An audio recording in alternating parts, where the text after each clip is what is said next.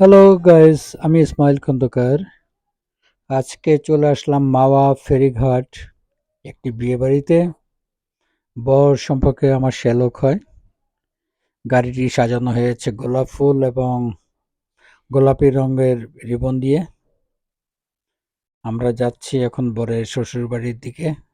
বিয়ে করিয়ে কনে নিয়ে আসবো আমরা। গেটে আমাদেরকে আটকানো হয়েছে। বরকে ভিতরে প্রবেশ করতে দেওয়া হবে না সম্মানী না দেওয়া পর্যন্ত। সবাই এখানে অপেক্ষা করছে। গেটের সম্মানী পর্যাপ্ত না দেওয়া পর্যন্ত গেট ছাড়া হবে না। এটা আমার বিয়াই হাস্যোজ্জ্বল মুখে কথা বলছে। গেট থেকে ছাড়ানোর চেষ্টা করছে।